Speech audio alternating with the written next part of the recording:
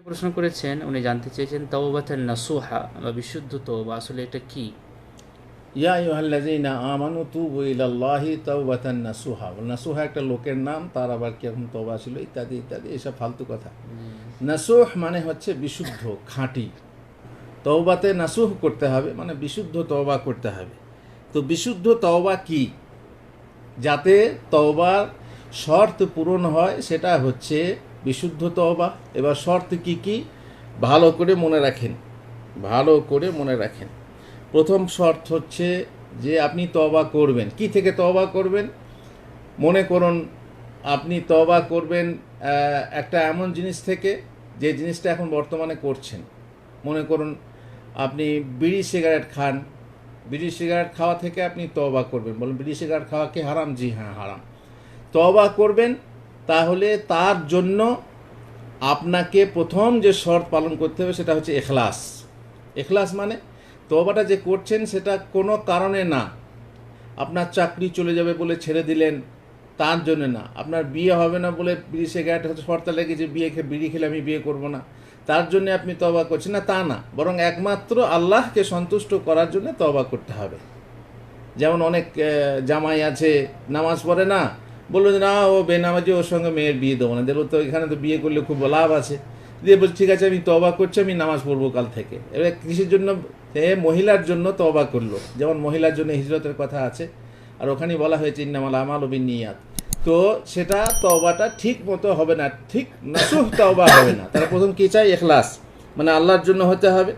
2 নম্বর, যে পাপটা আপনি করেছেন তার জন্য অনুতপ্ত হতে হবে, আপনার অনুশোচনা হতে হবে। এ নয় যে গর্ব করবেন না, অনুতপ্ত হন, বিদগ্ধ, আপনার মনের ভিতরে দগ্ধ আপনার হতে হবে। 3 নম্বর হচ্ছে যে পাপটা বর্তমানে করছেন বর্জন করতে হবে। এ নয় যে আপনি সে পাপটা করেই যাচ্ছেন আর তওবা আস্তাগফিরুল্লাহ, দোকানে ঢুকাচ্ছেন সোনা পকেটে ভরছেন আস্তাগফিরুল্লাহ আস্তাগফিরুল্লাহ, আল্লাহ তওবা করছেন, না না। বিড়ি খাওয়া ছাড়তে হবে, তারপরে আপনি ছেড়ে দিয়ে তারপর তওবা করেন। খেতে খেতে তওবা আস্তাগফিরুল্লাহ বললে তওবা হবে না। আর 4 নম্বর হচ্ছে আল আজমু আলা আদামিল আওদা, মানে এমন দৃঢ় সংকল্প করতে হবে যে জীবনেও আমি এটা করব না। এটা নয় যে আল্লাহ গো আমি বিড়ি খাওয়া থেকে তওবা করছি, কিন্তু যদি কেউ পাশে খায় আমি গন্ধটা পাই, আল্লাহ তখন দেখা যাবে, না না, এরকম না। বরং আপনি যে কোনো অবস্থায় আসুক না কেন, আপনাকে এমন তওবা করতে হবে যে আর যেন জীবনে আমি ওইটা না করি। মানে তওবা করি আবার করি, তওবা করি আবার করি, তার তওবার দাম থাকবে না, নাসু হবে না। 5 নম্বর শর্ত হচ্ছে হক আদায় করতে হবে। যদি আপনি কারো হক নষ্ট করেছেন, বোনকে ফাঁকি দিয়েছেন, কিংবা আপনি কাউকে আঘাত করেছেন, কিংবা কারো গীবত করেছেন, কারো চুগলি করেছেন, কাউকে মেরেছেন, তাহলে তার কাছে ক্ষমা চাইতে হবে। আর না হয় হক ফিরিয়ে দিতে হবে।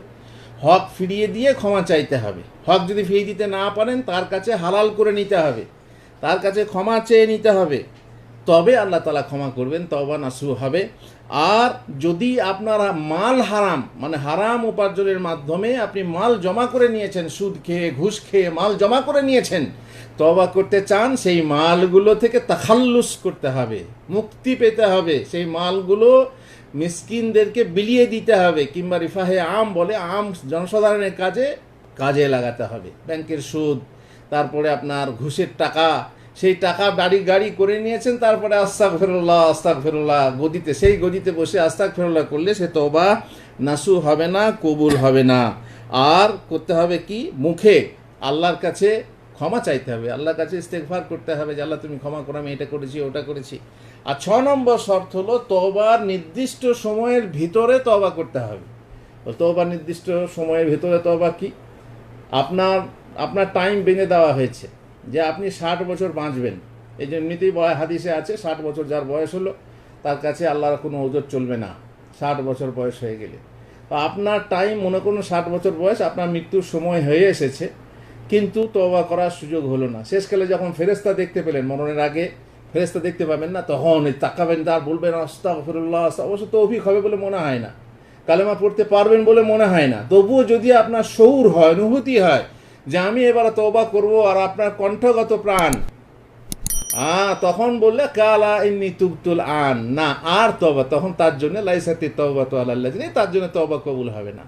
সময় হয়ে গেছে, মরণের সময় এখন যেতে হবে, আর সেই সময় তওবা করলে তওবা হবে না। আর একটা সময় আছে, পশ্চিম দিক থেকে সূর্য যখন উদিত হবে, এখন তো পূর্ব দিক থেকে উদিত হচ্ছে, পশ্চিম দিক থেকে যখন সূর্য উদয় হবে তখন আরে মোল্লারা তো ঠিকই বলতো রে, আস্তাগফিরুল্লাহ আস্তাগফিরুল্লাহ, ক্ষমা না, আর সময় নেই। সময়ে এই সময়ে তওবা করে আর লাভ হবে না, নির্দিষ্ট। এই যদি 6টা শর্ত আপনার তওবার মধ্যে পূরণ হয় তাহলে তাকে তওবা নাসুহা বলে। তওবা নাসুহ বলে, নাসুহা বলা ঠিক নয়, তওবা নাসুহ বলা হয় বিশুদ্ধ তওবাকে, যদি এই 6টা শর্ত পূরণ হয়। জাযাকাল্লাহু খাইর, বারাকাল্লাহু ফিক।